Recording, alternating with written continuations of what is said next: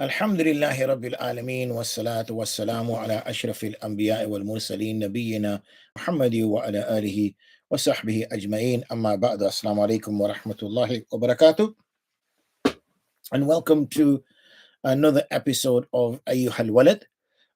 Today is the 16th Counsel. We're going to do something unusual in that we will be splitting the Counsel into two parts. And the reason why we're splitting it into two parts is it's quite a long counsel. And therefore, as you realize, whenever we get to the back end of the week, starting at the agreed time is always a struggle. Breaking fast now around 6:30. And then when you pray your Maghrib, it just takes its toll. The only problem is the masjid that I'm praying Isha at the moment is still fixed on 8 p.m. So getting there is nearly impossible now. Well, it is impossible. So I have to end up getting there sort of half an hour or so into the Salah. Anyway, let's pick up the conversation where we had finished a hadith, and that hadith in the 15th Counsel was a very inclusive hadith in which the Imam Shibli had narrated, rahimahullah ta'ala, that after studying for such a lengthy period with such a number of dignitaries, one hadith was something that he considered to be his absolute savior. So following on from that, Ayyuh al-Walad, Bismillah ar-Rahman ar-Rahim, Ayyuh al-Walad, إذا علمت هذا الحديث لا حاجة إلى العلم كثير. That if you know of this hadith, the one that was at the end of the 15th Counsel, then you have no need for any more extra knowledge, because the extra knowledge is just going to be superfluous if you can take the true understanding of the hadith which has already been shared. وَتَعَمَّلْ فِي حِكَايَةِ الْأُخْرَى. And also it would be useful for you to reflect over some other hikayat. Yani hikayat are events, statements, things of that nature. وذلك أن حاتما الأصم كان من أصحاب شقيق البلخية. Hatim al-Asam, he was a colleague of Shaqiq al-Balkhi. Okay, rahmatullahi ta'ala alayhima, may Allah's mercy be on both of them. فسأله يوما, so he asked him one day a question. He asked him, صاحبتني منذ 30 سنة صاحبتني منذ 30 سنة ما حصلت فيها. You have kept company with me for 30 years. What have you achieved in those 30 years? قال, he responded and he said, which is not an easy question to answer. He responded and said, حصلت 8 فوائد من العلم وهي تكفيني منه لأني أرجو خلاصي ونجاتي فيها. He says that I've managed to gain from you or obtain from you 8 fawaid, 8 beneficial understandings, 8 beneficial lessons of knowledge, وهي تكفيني, and they will suffice me, منه, لأني أرجو خلاصي ونجاتي, and I expect that I will succeed and I will obtain my salvation as a result of them. فقال الشقيق, so Shaqiq asked him, ما هي, what are these 8 lessons that you've learned from me for spending 30 years in my company? قال حاتم الأسم, so Hatim Asam is now going to enumerate those 8 benefits that he gained from spending time in his company. Now, as I said, slightly unusual thing we're going to do today. Sometimes you've noticed that I slip in 2 counsels if they're quite short into one session. Today we're going to do the opposite. We're going to split the counsel into 2 sessions because we have to quote 8 particular benefits of Hatim al-Asam's from being in the company of Ash-Shaqiq al-Balkhi. So therefore we will do 1, 2, 3, 4 today, and then inshallah on Saturday night we will finish off this particular counsel. So let's see what 8 benefits there were. Al-Fa'idat al-Ula, the first benefit of accompanying him. أني نظرت إلى الخلق فرأيت لكل منهم محبوبا ومغشوقا يحبه وَيَعْشَقُهُ. Okay. I notice Ma'shukan, sorry. He goes, I noticed that when I looked into this, when I observed mankind, فَرَأَيْتُ لِكُلِّ مِنْهُمْ, I noticed that every single person has something which is an object of his love, and also an object that he is kind of emotionally attached to in a very firm way. يُحِبُّهُ. He loves that thing. وَيَعْشَقُهُ, and he has the absolute deep feelings for it. وَبَعْضُ ذَلِكَ الْمَحْبُوبُ يُصَاحِبُهُ إِلَى مَرْضِ الْمَوْتِ.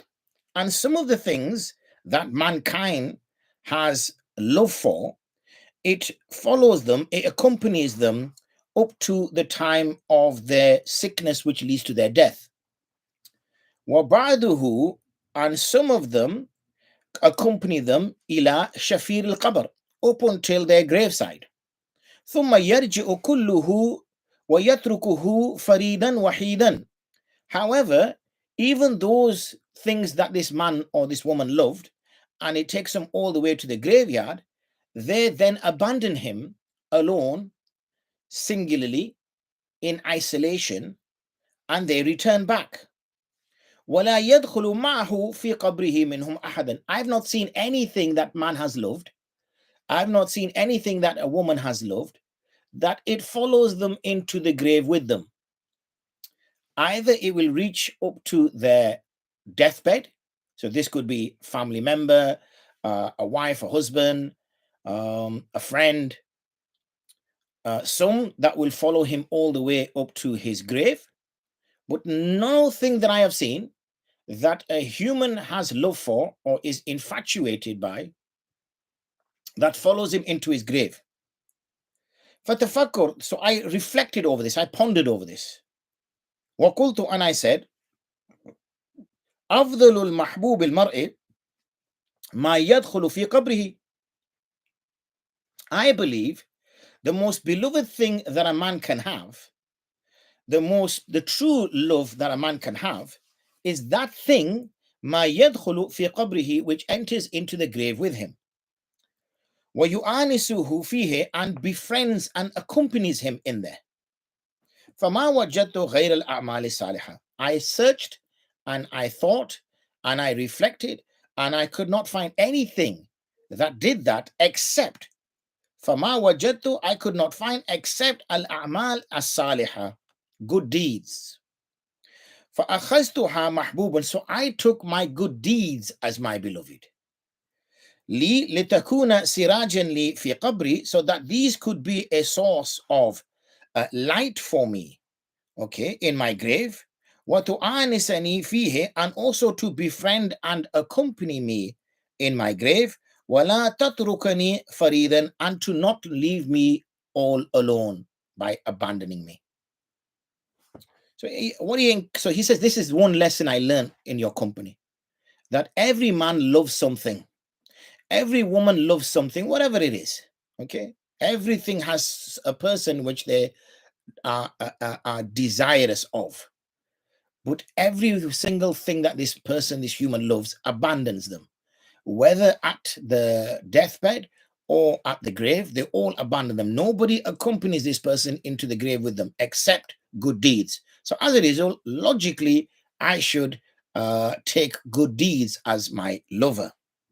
Al-fa'idatu thaniya, the second benefit that I gained from being in your company was anni ra'aytu al-khalqa yaqtaduna bi ahwa'ihim, that I've seen mankind, they follow or they are led by bi ahwa'ihim, their desires. Wa yubadiruna ila muradati anfusihim, and they hurry and rush towards the wants of their egos. فَتَعَمَّلْتُ قَوْلَهُ تَعَالَى, so I pondered and reflected over the statement of Allah subhanahu wa ta'ala, in which he says, وَأَمَّا مَنْ خَافَ مَقَامَ رَبِّهِ, and as for that person who fears the station of his Rabb, وَنَهَى النَّفْسَ عَنِ الْهَوَىٰ, and who prevents his ego from seeking vain pleasure, فَإِنَّ الْجَنَّةَ هِيَ الْمَأْوَى. Then Jannah is his abode. وَتَيَقَّنْتُ. So I then was quite certain, I had yaqeen, أن القرآن, that the Quran, or I have yaqeen rather, that the Quran is haqqun sadiqun, that the Quran is truth and it is absolute truth. Okay, it's absolute truth. This is my fundamental belief. So he takes a verse from the Quran. In the verse from the Quran, it mentions that the person who succeeds is the one who fears the station of his Rabb, and he prevents his ego from pursuing its vain pleasures. Then Jannat will be his abode.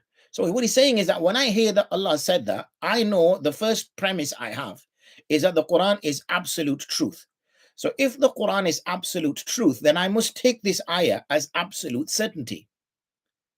So if I take this ayah as absolute certainty, فَبَادَرْتُ إِلَى خِلَافِ نَفْسِي, so I hasten towards opposing my nafs.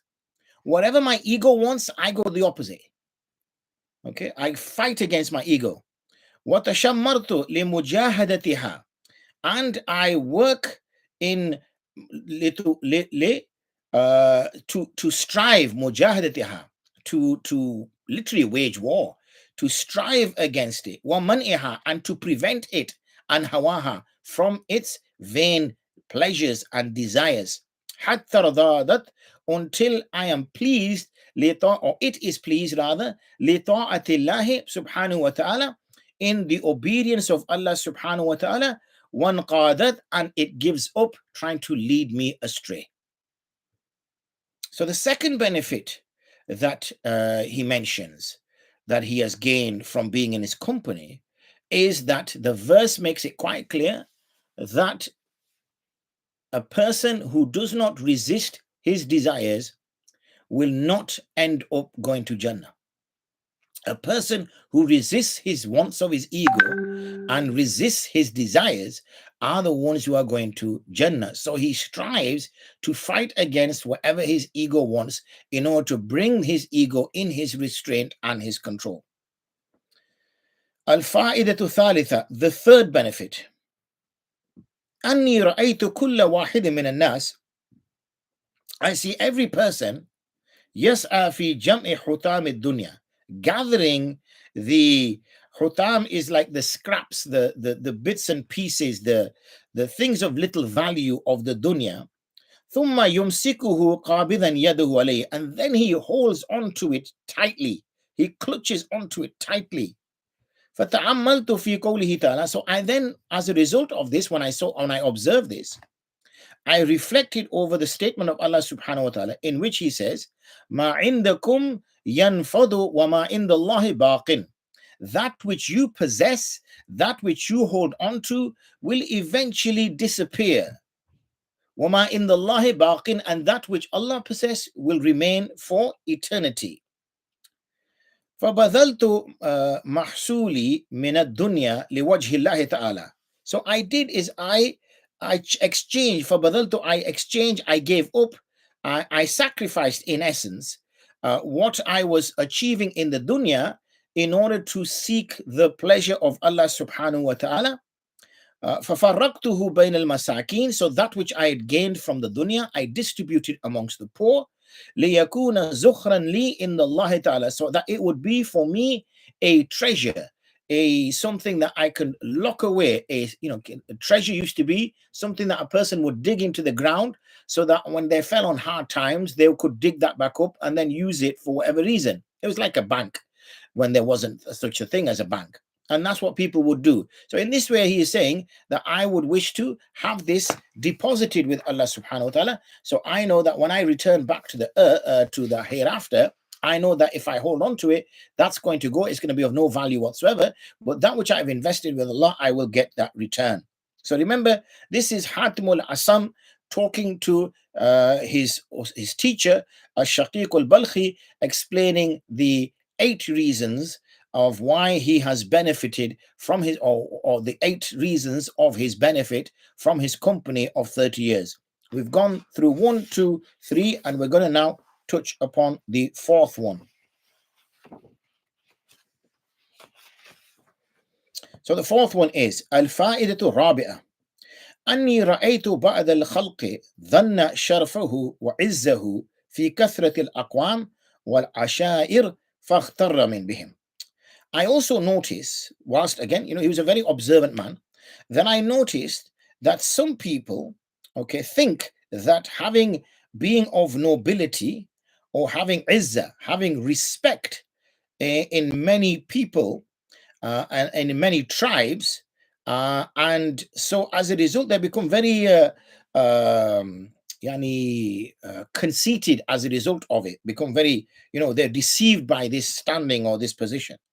وزعم آخرون أنه في ثروة الأموال وكثرة الأولاد فافتخروا بها. As for others, they feel that having an abundance of wealth, and also having many children, and is something which is successful. فافتخروا بها. They become very proud as a result of it. وحسب بعضهم الشرف والعزة في غصب أموال الناس وظلمهم وسفك دمائهم. Others feel and think that honor and nobility is in usurping the rights and the property belonging to other people and oppressing them and killing them. I mean, that gives them an ego boost. So these are people who are getting an ego boost for different reasons. One person's getting an ego boost if he has a good standing and has respect in the community. He gets an ego boost as a result of it. Another person is getting an ego boost because he's got lots of wealth or he's got lots of children. So he gets an ego boost as a result of that. And another group of people are getting an ego boost because they're bullies. They can take whatever they want from people. They can take their wealth. They can oppress them. They can go as far as killing them. That gives them an ego boost. And we see plenty of signs of that around, aren't we? وَأَعْتَقَدَتْ طائفة أنه في إتلاف المال وإشرافه وتبذيره. As for others, they take great pride and feel it is a good quality and get an ego boost from wasting wealth وإسرافه and spending it lavishly وتبذيره and squandering it and spending it superfluously, spending it for no reason whatsoever apart from I want that, satisfying the nafs. وتأملت في قوله تعالى. And then when I observed all this in humans, I observed all of this, and then when I pondered over the statement of Allah subhanahu wa ta'ala in which it mentions inna akramakum indallahi atqakum, that indeed the most honorable of you in the eyes of Allah are those of taqwa. There is no mention of money, there is no mention of children, there is no mention of respect or good standing in the people, there is no mention of being a bully or an oppressor. There is no mention of any of these things. The mention that Allah makes of where honor is, inna akramakum indallah, indeed the most honorable of you in the eyes of Allah are those who are atqakum, those who have taqwa. Fakhtartu taqwa, so I took taqwa as my way forward. I took this God consciousness as my way forward. وَأَعْتَقَدْتُ أَنَّ الْقُرْآنَ, and I believe without any shadow of doubt that the Quran is haqqun sadiqun, is absolute truth. وَزَنَّهُمْ وَحُسْبَانَهُمْ كُلَّهَا بَاطِلٌ زَائِلٌ. As for their thinking and their opinions and their mindset and their understanding, all of it is batilun za'il, is useless, void falsehood. And that's where we'll stop there. So you can see what Khassaf al-Asam has done here is when he has done his assessment, Hatim al-Asam has done here, when he has done his assessment, he's done a lot of observations. And this is why sometimes it's important to observe, not observe in a kind of a condescending way, or observe in an arrogant way that, oh, look how good I am compared to how these people are. Or look at these people, they're doing this. Or look at those people, they're doing that. No, but to ponder over human behavior without necessarily associating it to anybody in particular. Just looking at human characteristics and human behavior. And when he's looked at human behavior, he's taken an understanding from it. Okay, and when he's taken this understanding from it, he's then gone to the Quran. And why is he gone to the Quran? Because his premise is that he believes without any shadow of doubt that the Quran is the true word of God.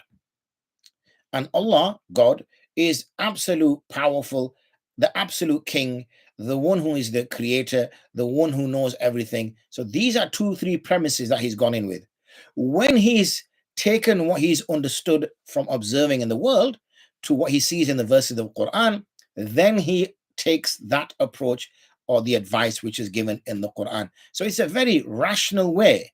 It's a very logical step-by-step way in which he reaches his conclusion. Khair, we've gone a little bit over. Didn't plan to, but like I said, the 16th council is quite long. We split it halfway. Today we've only done up to A. Remember, he said he had 8 benefits of knowledge by him spending 30 years in the company of Ash-Shaqiq al-Balkhi. And we have only shared with you 4 so far. We will share the other 4 with you, inshallah, tomorrow. Again, same time. Well, when I say same time, around 20 past 7. We try our best. And inshallah, we've got 2 more days at 20 past 7. And then next week, Monday, we'll be moving our time probably till 7:40, if I'm not mistaken. But look out for the poster, and look out if you're following this channel, you will get a reminder, inshallah. But anyway, join us tomorrow for the second part of the 16th council. Jazakumullah khair wa akhiru da'wana and alhamdulillahi rabbil alameen. Assalamu alaikum wa rahmatullahi wa barakatuh.